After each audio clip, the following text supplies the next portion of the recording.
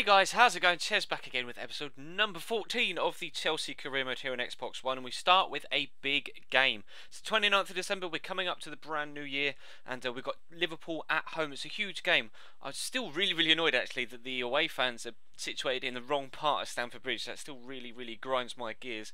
My OCD doesn't like that whatsoever, but as you can see, we are 6th in the table, 1 point behind Arsenal, who of course beat us in the previous episode, which was disappointing, and we were hoping to bounce back with a good result against Liverpool here. Fernando Torres was doing some work down the centre of the pitch. It was a really nice flowing passing move, this one, that's going to end up with Frank Lampard picking the ball up on the edge of the box. It's going to turn nicely into the box and rifle a shot right into that bottom corner, and we couldn't have asked for a better start, to be completely honest. That was a superb finish from Lampard. It's exactly what you expect of a player like Frank, to just appear on the edge of the box after a nice move and stroke the ball home into the bottom corner. You see it moves away from Mignolet there in the replay as well. The movement on the ball is crucial, because otherwise I think Mignolet might have just got to it. But Liverpool are going to break into the box here. Fortunate with the rebound. Hits Luis Suarez on the arm, then hits Ashley Cole on the arm, and Iago Aspas manages to somehow miss from 5 or 6 yards with a lot of the goal to aim at. You see from the replay, that does come off Ashley's hand, not his knee. We're fortunate not to give away a penalty there, but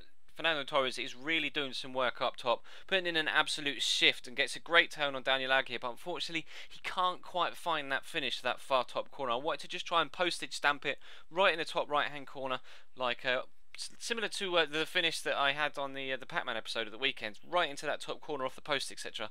But I wasn't able to do so, and then they were caught me on the counter attack.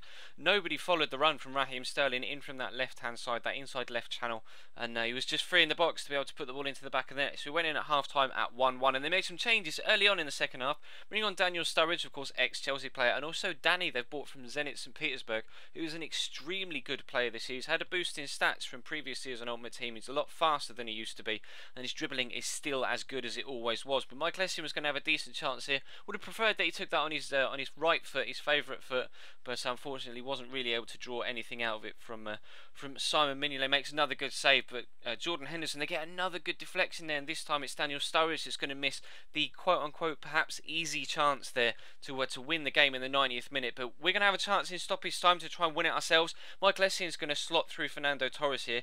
Fortunate again with a rebound that it falls back to him, strikes it and hits the outside of the far post. And the whistle went literally as the ball crossed the white line. So absolutely gutted there that we weren't able to sneak a win from that one.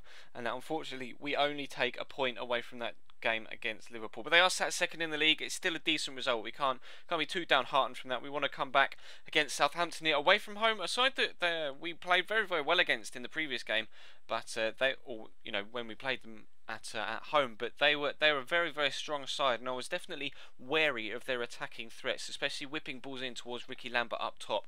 But that point in the league has left us, as you'll be able to see, still 6th. We're still only a point behind Arsenal though, and 4 points behind Newcastle, 5 points away from second, no, 6 points away from second rather. But Manchester City just keep on winning, and it does look like now they're going to race away and win the title.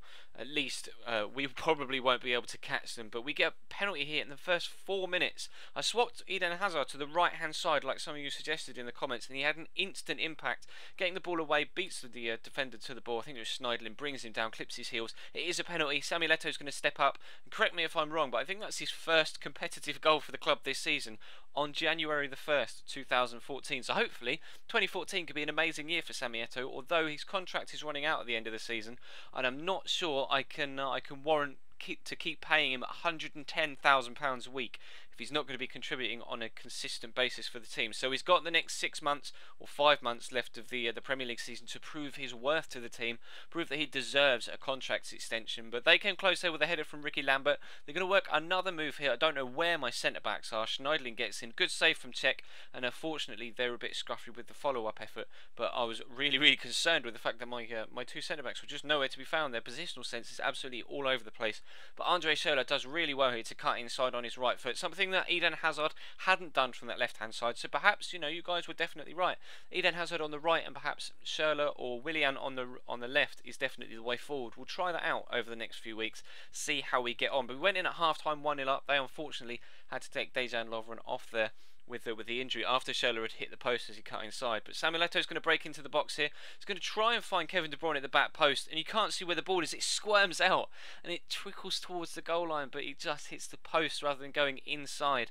And unfortunately, we aren't able to extend our lead there. And that pass was meant for Ramirez, but Hazard ran after it. Gets a decent shot away actually, considering the angle that he was at when he took it, and picks up a corner. He's going to take it himself, and we'll look for a blue head from the following corner. He's going to whip it in. It's actually Samuel Eto'o that's going to go up and win the header, and the header is on target. It's going under the bar, but the goalkeeper gets up well to palm it over the top for another corner, which nothing unfortunately came of.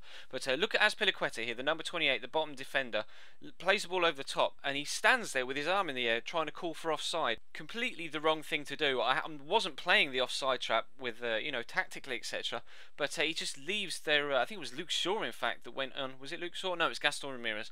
Went through and put the ball into the back of the net, and I was fuming.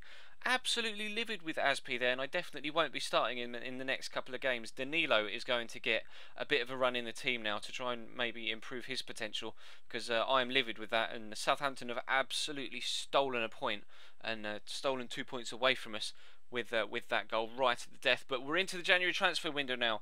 We're putting offers in for players. We've put an offer in for Vidal, and we've put an offer in for Freddie Guarin. We're going to put an offer in for Freddie Guarin here, and we put an offer in for Paul Pogba as well of 10 million. We offer 12 for Arturo Vidal, 10 for Pogba, and we're going to offer 10 as well for Freddie Guarin. Now, Guarin we had at Tottenham in the Tottenham career mode. He was very, very good for us, so I don't mind bringing him in again, even though he is 27.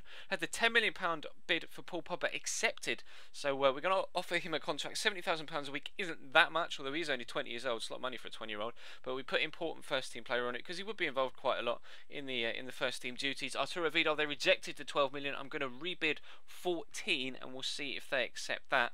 And of course, we'll wait and hear from Inter Milan for Freddie Guarin as well. So of the three, which would you prefer? Leave me a comment down below. Let me know which of Freddie Guarin, Arturo Vidal and Paul Pogba you would prefer that I signed, and I will try and prioritise my transfer dealings towards the player that you guys would most like to see signed for Chelsea. So that is going to bring this one to a close, guys. Of course, as always, 2 games, not 3 in a transfer window episode. So we'll continue in that vein later on in the week. But that's going to bring this one to a close. So thank you very much for watching. Please feel free to leave the video a like if you did enjoy, and of course, if you aren't subscribed, then hit that subscribe button you see on your screen. There's an annotation over that, or a link in the description to do so. And of course, if you missed the previous episode yesterday, then there will be an annotation on screen over that snippet of gameplay to take you to that video. But that's all from me for today, so thank you very much for watching, and I will see you next time.